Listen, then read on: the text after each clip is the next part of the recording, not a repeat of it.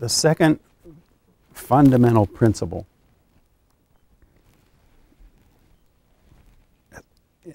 essential knowledge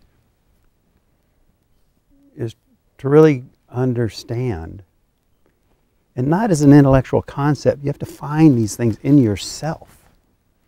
If you hear it as an intellectual concept and stick it in a shoebox and put it on the shelf in your closet and say, okay, I already get that, it's a waste of time. You have to find these principles within yourself.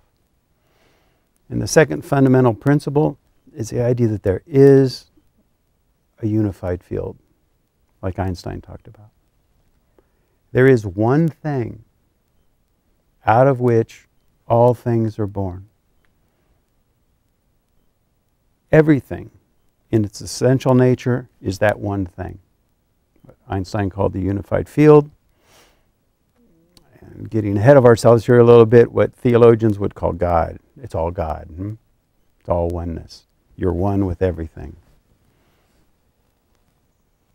Aham Brahmasmi, I am the totality. I am that, thou art that. All of this is nothing but that. You know, it's interesting that the modern physicists who study the unified field, not all of them, but a number of them, have said the more they look at the nature of the unified field, the more they realize that what that unified field is consciousness. The one thing out of which all things are born is the field of pure consciousness. It's sort of like a dream. In a dream, it's just your consciousness. But you can dream of anything: unicorns, rainbows, teddy bears, balloons. You know, it's all born out of that same one thing, consciousness.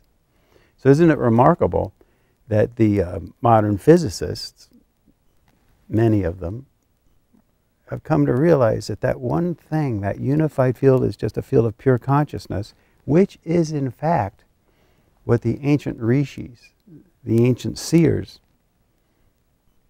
going back thousands and thousands and thousands of years, have been saying all along. It's all born out of consciousness. So there's the intellectual, okay, you get it. But now, you have to find it within yourself. It has to make sense to you from within your own self. It requires reflection. Certainly, again, meditation is the most powerful tool. Proper meditation. There are all kinds of meditations. There are meditations where you try to control your mind. There are meditations where you try to make it rain. There are meditations to help you focus. We're talking about a meditation that facilitates your ability to rest into consciousness, your own consciousness. Rest into that one thing that is the source of all things. You see?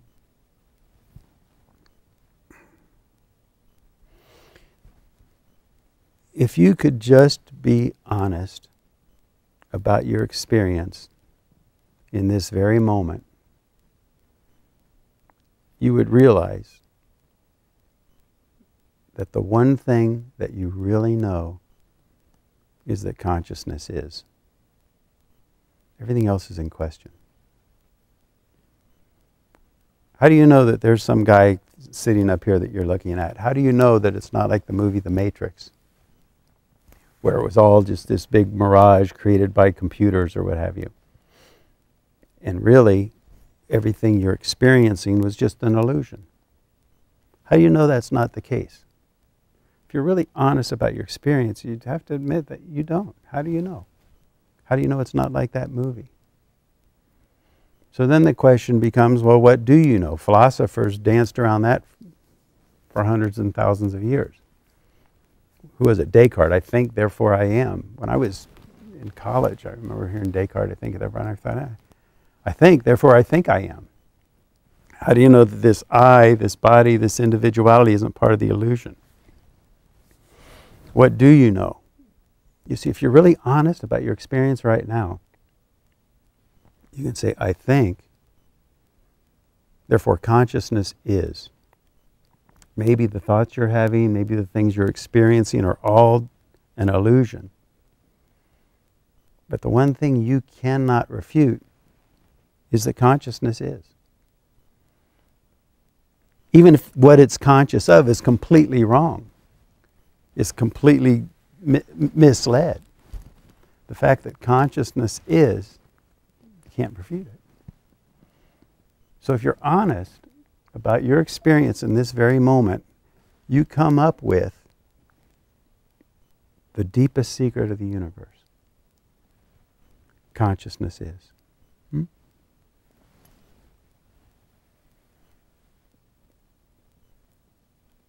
I remember when I was in college, and I always, my whole life, I wanted knowledge, you know. And I remember when I realized that the physicists weren't going to answer all my questions. I was a physics major, and that was hard for me, I remember. And I realized I was going to look somewhere, not excluding physics, embracing physics, but encompassing more than just what physics could provide to really get the answers I was looking for.